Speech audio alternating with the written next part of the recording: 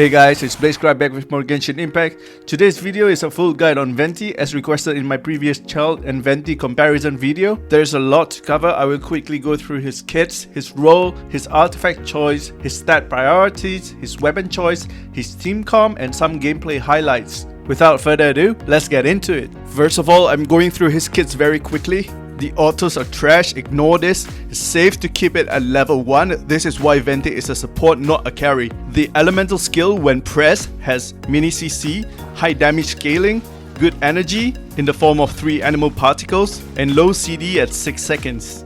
When held, it creates a gust of wind. It has a niche use in battle, such as avoiding attacks by using elevation, like against Oceanid.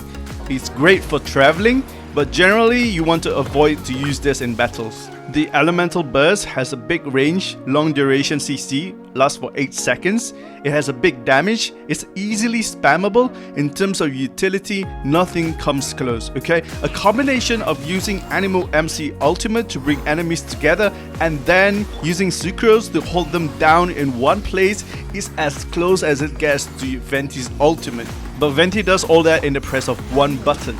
The other thing to note is that CCing enemies require a minimum level difference of at least 20, so it is generally recommended to get Venti up to level 80 Ascended to make full use of him, as there are level 100 enemies in Spiral Abyss. As for talent priorities, I think it's straightforward. You want to focus on the burst and then followed by the skill and then ignore auto.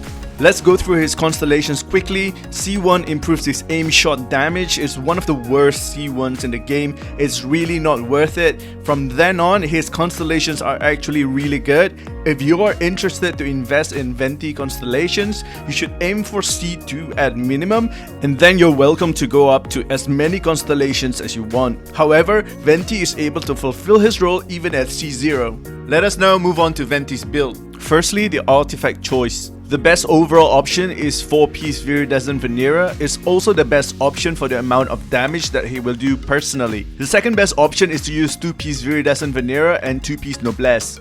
There are niche situations where 2-piece Noblesse is better than 4-piece Viridescent Venera, such as when you have Zhongli, when your Venti is C2 and above, and when you have C4 Jean. But for the most part, 4-piece Viridescent Venera is the best way to go. As always, if you want to know if your overall damage is better or worse depending on the substat rolls, run them through the Genshin optimizer. The link is provided on the description below. Let's move on to Venti's artifact main stats. For Venti's Sense, because Venti is good at generating energy and the ultimate has a manageable cost, you should use attack sense. So build him like a normal DPS, attack, anemo, crit.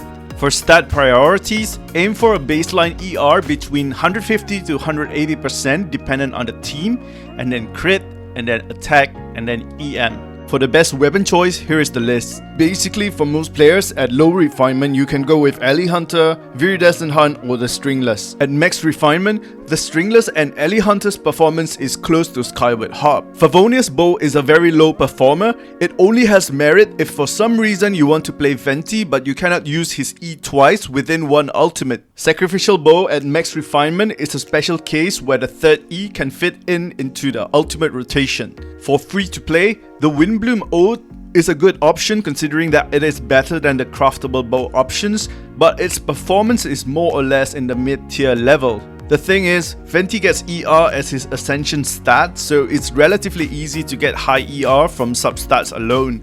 For that reason, I personally recommend avoiding ER weapons. For Elegy, Venti activates the passive decently, but it significantly lowers his personal output, so please bear that in mind. Moving on to Venti's roles. Venti's main role is as a support that does 3 things: damage, CC, energy. Based on this role, this is the general gameplay for Venti. When you can buff, the first thing that you want to do is buff up.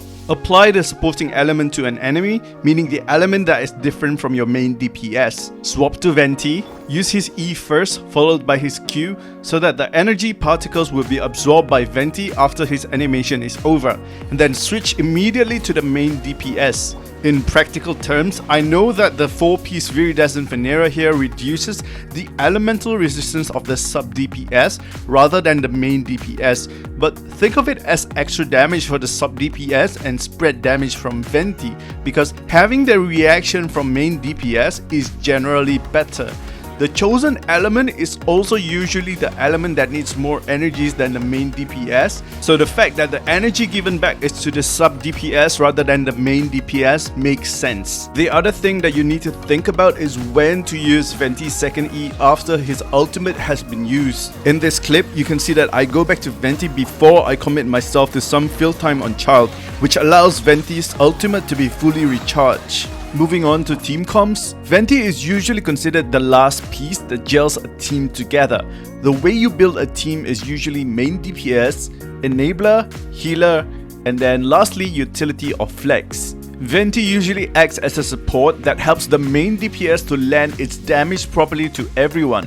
Having said that, many characters in the game can't hit the enemies while Venti's burst is up. For that reason, he tends to favor carries that use the bow or the catalyst. So here are the carries that have more than average positive synergy with Venti: Ember, Child, Ish, Ganyu, Lisa, Ningguang, and as an exception to the rule, Keqing. As for supports, Albedo, Barbara, Chongyun, Ish, Leona, Fischl, Jean, Mona, Zhongli. Xiao has an iffy synergy with Venti because Venti usually doesn't provide enough battery for Xiao.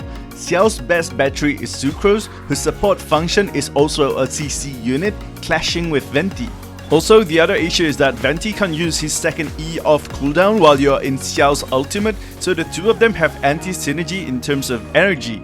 If you're playing a stage where Xiao and Venti wreck hard, it's most likely because it's a stage where Venti is amazing and you get a lot of extra energies from multiple dead mobs.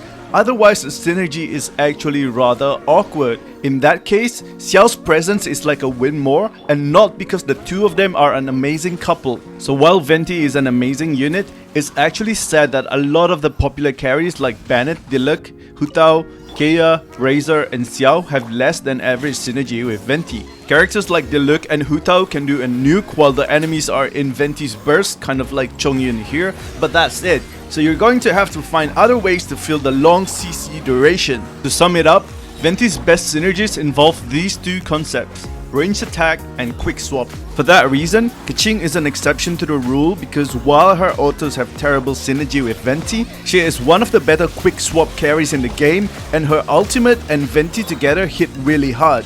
The old popular combo was just cycling between Venti's ultimate and Jean's ultimate together, as they give each other so much energy you can forgo a lot of ER and focus on damage. Jean provides team-wide heal, cleanse and CC, followed by more CC and damage by Venti. Back in the first Abyss 12, this was the most brain-dead team combo. The new combos revolve around Albedo, Chongli and Ganyu. While Chongli is a straightforward extra damage, Albedo and Ganyu have ultimates that spawn based on the enemy's location. Venti brings the enemies together, and what is normally a weak spread out attack is now a heavily condensed AoE attack. For gameplay examples, here is how Venti deals with Floor 11 as a second team member. This is Floor 11 Chamber 2 second half. First, get the buff and cleanse up by Bennett. Then Venti's most important job here is to get everyone together. After that, just DPS everything down.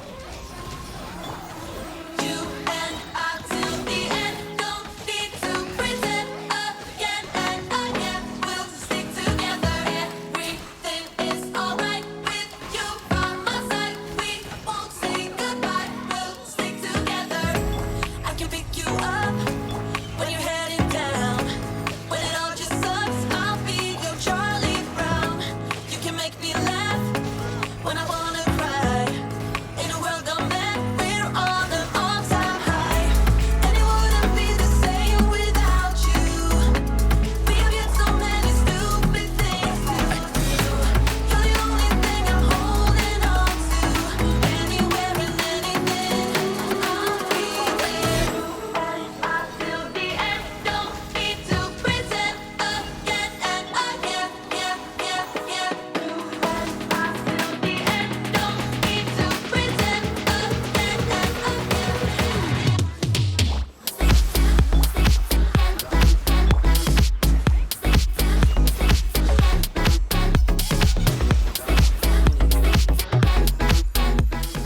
Next is floor 11, chamber 3, second half.